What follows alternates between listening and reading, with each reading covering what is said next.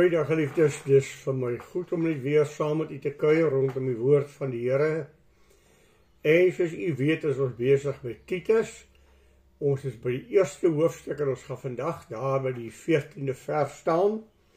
Maar ek gaan vir u lees vanaf die 10de vers, dat ons net die geheel prentjie kry waaroor Paulus met Titus praat.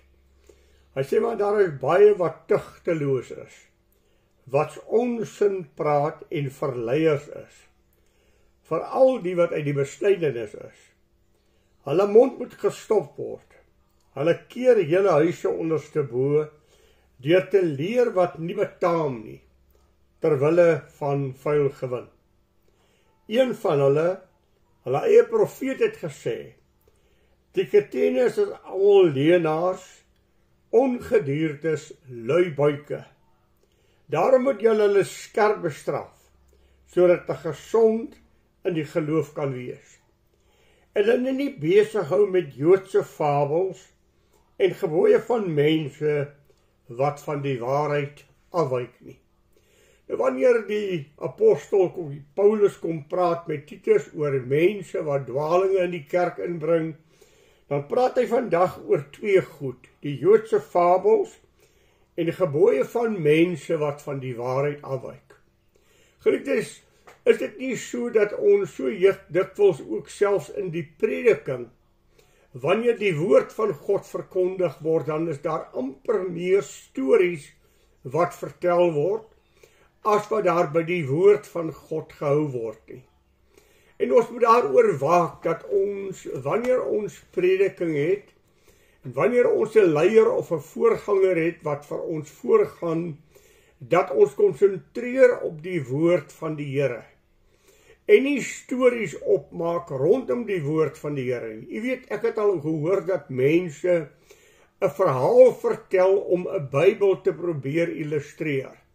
En dan vat hulle hierdie verhaal, dan bou hulle Bybelse waarhede op die verhaal. Maar as jy werklik luister na wat hulle sê, dan is dit nie wat die woord van God sê nie. Nou kom Paulus wat hy sê vir jong Timoteus, pas op vir die gebooie van mense. Mense het allerlei tradisies en mense het allerlei goed wat hulle sê, wat die Bybel nie onderskryf nie. Die Bybel sê nie so nie. As 'n mens net dink aan die gebooie in die Ou Testament, die gebooie van Moses soos die Bybel dit noem, dan is daar 612 gebooie in die Ou Testament wat God gegee het en wat ook deur mense ingevoer is, waaraan die mens voorgehou is wat hy aan moet voldoen. En baie van hierdie gebooie is dinge wat van geen waarde is nie. Kom ons vat net die een gebod in die Bybel wat totaal misbruik is in die Ou Testament en valsheid wat daaraan gekoppel is. Dat die Sabbatdag moet heilig wees en jy mag op die Sabbatdag nie doen wat jy normaalweg sou doen nie. Met ander woorde, op die Sabbatdag is daar geen kos ook gemaak nie, ons weet dit. Maar nou is daar wette bygevoeg. Jy mag op die Sabbatdag nie meer as die gewig van 'n droë vy dra nie. Jy mag op die Sabbatdag nie meer as 1 kilometer loop nie. Jy mag op die Sabbatdag geen vuur maak nie. Dit beteken nie net alleen vuur maak om kos te maak nie. Jy mag ook nie jou motor aansluit nie, want dan maak jy ook vuur in daardie vonkproppe. So is daar verskillende wette en gebooie van mense wat die Bybel nie onderskryf nie. Ja, ons het ook gebooie gemaak. Ons het gebooie gemaak, as jy 'n paar jaar terug kon dink, dat gremering vir 'n vrou 'n sonde. En wanneer 'n vrou dan ook sekere kleredrag aan het, is dit sonde. Geliefdes, ons moet versigtig wees dat ons mense nie bind met dit wat die Bybel nie vir ons sê nie. Daar is weliswaar dinge in die Bybel wat gesê word wat ons vandag nie meer doen nie, wat ons aan ongehoorsaam is. Dink byvoorbeeld aan 'n stelling wat een van ons predikante jare gelede gemaak het aan sy gemeente. As iemand nie gedoop is nie, gaan hy bloot 'n gees in die hemel wees, hy gaan nie 'n liggaam hê nie. Waar in die Bybel kry ons hierdie gebod wat hierdie man gemaak het. Uitsprake wat vandag wêreldwyd gemaak word, hoe meer jy vir die Here gee, hoe meer sal jy terugkom. Die saai gedagte, saai by die Here R1000 en jy sal 10.000 en 1 miljoen terugkry. Die Bybel leer dit nie vir ons nie. Daarom moet ons pas op dat ons nie mense aanhangers is en mense verafgod nie. Maar moet ons daarop let dat ons streng sal bly by die standaarde van God se woord. En wanneer die leraar en die predikant dan optree, vir jouself te sê, hanteer hy God se woord met my, en dit wat hy vir my sê, word dit gestaaf deur die Bybel, weet ek dat hy die Bybel aanhaal en quoteer hy dit wat hy sê uit die Bybel uit, sodat ek hom kan volg en kan hoor dat hy die Bybel verkondig.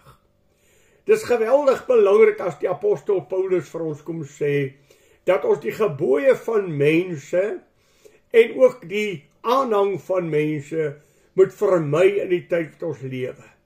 Geliefdes, daar is wêreldpredikers wat besig is met sonde, maar hulle word aangehang en hulle word verafgod asof hulle sulke wonderlike mense is. Ek dink aan jare gelede het ek met iemand kontak gehad wat vir my 'n video wou laat luister en my gesê, kom sit en luister bietjie na hierdie man. Ek het gesit en luister na hom en ek was nie baie beïndruk deur wat hy gesê het nie. 'n Rukkie daarna toe verskyn daar 'n berig oor die koerant in Suid-Afrika dat hierdie man met pornografie die mekaar is. Ek onthou hoe die mense my gebel het en gesê het julle gesien wat die regering nou doen of die regering nou doen, dat hulle hierdie man se naam wil beswadder in Suid-Afrika, omdat hy so 'n kragtige prediker is en sulke wonderlikbaarlike dinge vir die Here doen. Dit was nie 2 weke daarna nie, toe is daar op die televisie hierdie man wat belydenis doen, dat hy uitgevang is met pornografie. Ek het teruggegaan na die mense toe en gesê, ek het daardie dag vir julle gesê, iets pla my, ek weet nie wat pla my nie, maar iets pla my rondom hierdie man, dat daar is nie 'n egtheid nie. Sy gemeente het hom egter kwytgeskel en gesê, moenie bekommerd wees daaroor nie, dominee, gaan net aan en ons aanvaar dat jy met pornografie besig is, maar jy het nou belydenis gedoen en jy's nou vrygestel. 2 weke daarna toe kry hulle pornografiese tydskrifte nog steeds onder Steykar se sitplek. En nog steeds hou hulle hom aan as hulle leraar. Wat sê die Bybel? Hoe moet daar opgetree word, moet daar nie tug plaasvind nie, het ons nie kompromie met sekere dinge aangegaan en van die waarheid afgewyk. Dis wat hy vir Titus sê. Pas op vir die gebooie van mense en mense wat van die waarheid afwyk. Mense wat die Bybel aanpas om hulle te pas en mense wat die Bybel aanpas om kompromieë aan te gaan. Geliefdes, dwalinge sluip stadig maar seker die kerk in. En ons gee so bietjie vir bietjie toe aan die standaarde van die woord van God en ons maak elke keer net so bietjie meer toegewings en maak so bietjie meer kompromieë met die Bybel. Daar is uitsprake in die skrif wat ek en u na moet luister. Byvoorbeeld, kom ons praat oor iets soos die doop. Dan word daar baie ligtelik gesê, die doop red jou nie. Dis waar. Saligheid is alleen deur Jesus Christus. Maar geliefdes, die doop is nie 'n onbelangrike nie. Die doop is deel van die saligheidswerking van God. Want in die doop handel God self. In die doop is God teenwoordig. Dis een van die 2 sakramente wat God gegee het. God is teenwoordig in die nagmaal. Wanneer hy sê, dit is my liggaam en dit is my bloed. God is teenwoordig in die doop. As Romeine 6 sê, ek word begrawe vir my sonde deur die doop, ek staan deur die doop op in 'n nuwe lewe in Christus. Daarom wil ek vir u sê, ek gaan dit net ligtelik aanhaal, dat ons net moet oplet dat ons nie die doop 'n onbelangrike maak nie, want niks wat God gesê het is onbelangrik nie. Maar ons kan baie maklik die stelling maak, die doop is nie belangrik nie, want die doop red jou nie. Wil u nie Lukas 7 verse 29 en 30 lees? Hoor wat sê hy. Die tollenaars en die sondaars het hulle geregverdig. Deur het God geregverdig. Deur hulle doop met die doop van Johannes. Die Fariseërs het die raad van God aangaande hulle verwerp, deur hulle nie te laat doop nie. Dink aan Matteus 21 vers 25, as die Here Jesus die vraag vra, die doop van Johannes die doper, was dit uit God of uit die mens? Maak dit vir jouself uit, en vra vir jouself, is die doop van Johannes die doper, het God dit ingestel, is dit deur God daar gestel?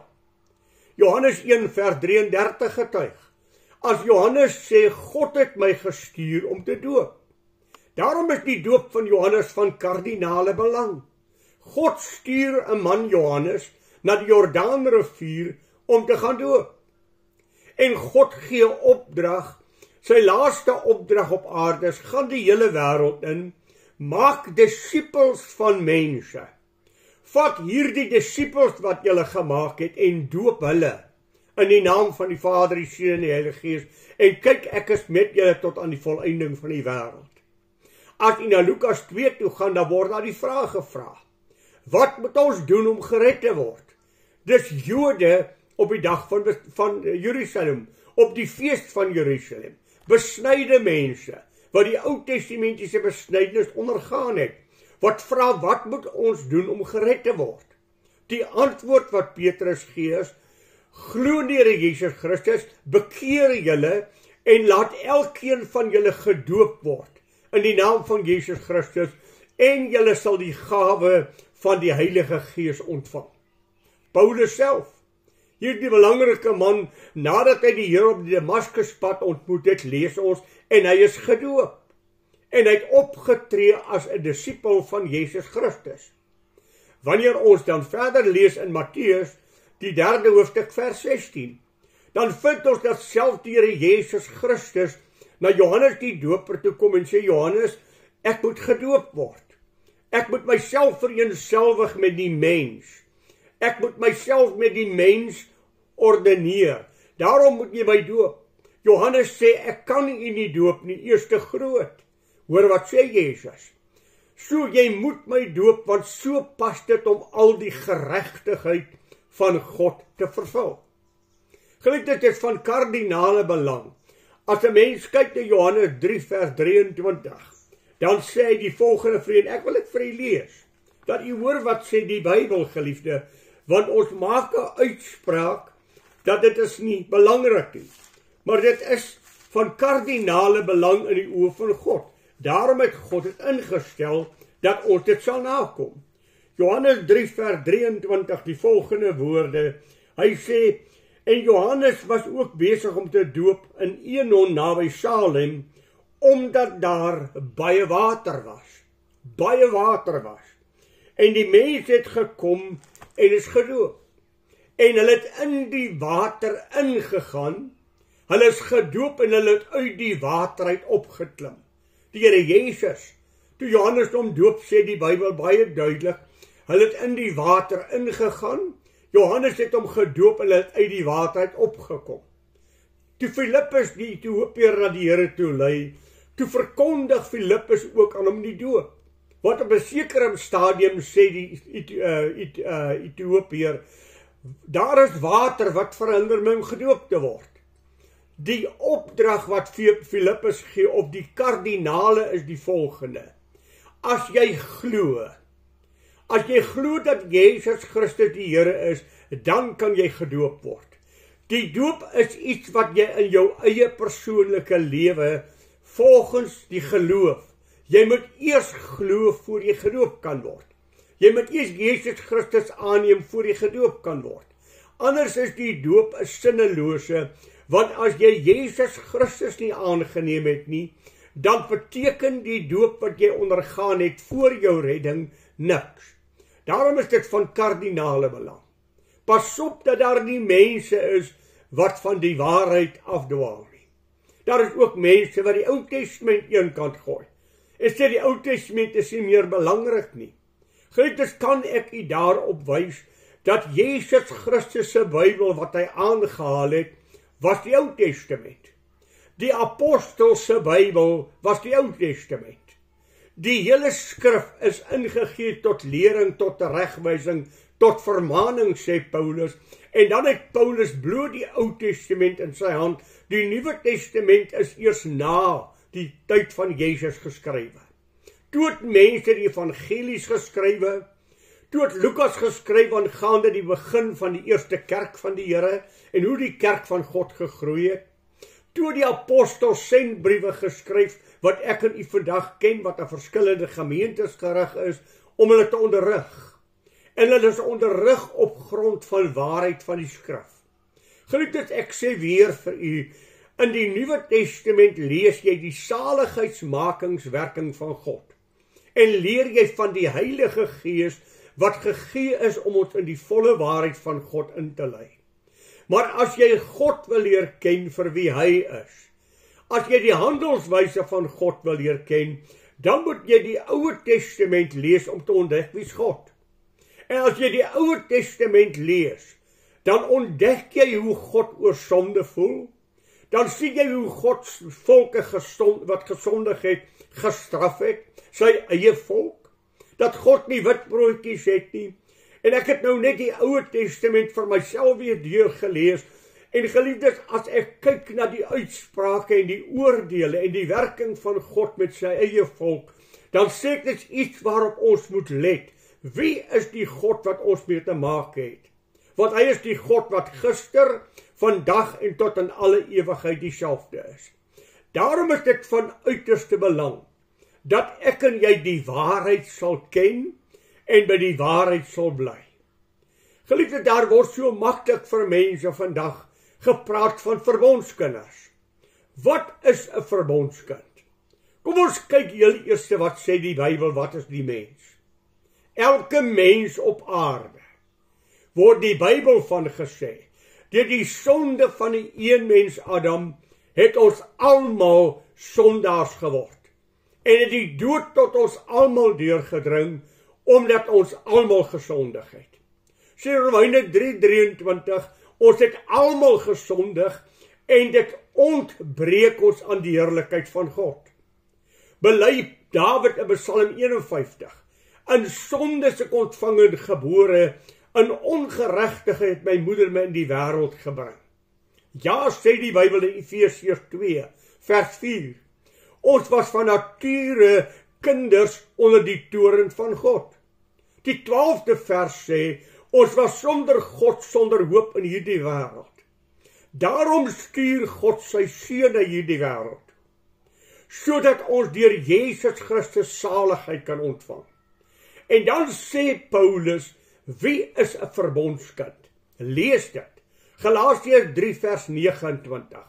Almal wat aan Christus behoort, is die nageslag van Abraham en volgens die belofte deel van die verbond van God. Die verbond van God is net in Jesus Christus. Die verbond van God is net hulle wat Jesus Christus ken. Dit is nie vir die wêreld daar buite nie. Dit word aan jou gegee deur die geloof wat jy plaas in Jesus Christus as jou verlosser. Ja, Abraham is geregverdig deur die geloof. En die kind van God word geregverdig deur die geloof. Esegiel sê dit baie duidelik. Die pa sal nie instaan vir die sondes van die kind nie, en die kind kan nie instaan vir die sondes van die vader nie. Elkeen stel vir homself voor God. Daarom kan iemand my nie salig verklaar nie. God maak my salig. Jesus Christus red my siel. En saligheid is alleen deur Jesus Christus. En ek kan alleen praat van 'n verbondskind as ek praat van Jesus Christus. Daar is nie iets as 'n verbondskind buite Christus nie. Die Bybel is baie duidelik daaroor. Daarom het Jesus Christus gesê, voorwaar ek sê vir jou, as iemand nie wedergebore word nie, sal hy die koninkryk van God in der ewigheid nie sien nie. Daarom sê Johannes 1 vers 12, almal wat Jesus Christus aangeneem het, aan hulle het hy die mag gegee om kinders van God te word. Daarom sê 1 Johannes 5 vers 11 tot 13, God het ons die ewige lewe geskenk en die lewe is in sy seun. Hy wat die seun het die lewe. Wie die seun van God nie het nie die lewe nie. U sien geliefde, ek en u moet oplet wat sê die Bybel. Ons moet Jesus Christus ken as saligmaker en ons moet onsself nie koppel aan die gebooie van mense, aan die verordeninge van mense en tradisies nie. Ons moet luister wat God se woord sê, ons moet buig onder God se woord en dis die alleen waarheid is wat God in sy woord sê. Daarom gooi ons nie mooi gewoontes weg nie, maar saligheid, verbondskinders van God, word alleen deur Jesus Christus, kind van die Here. Daarom het Jesus gesê, hy wat my aanneem, het die Vader aangeneem. Hy wat my verwerp, het die Vader verwerp.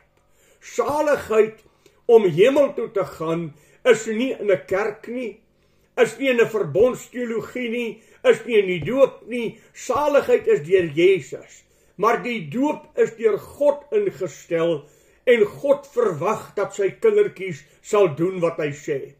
In die doop het ek 'n belydenis. Ek bely met my eie mond, ek bely met my eie lewe.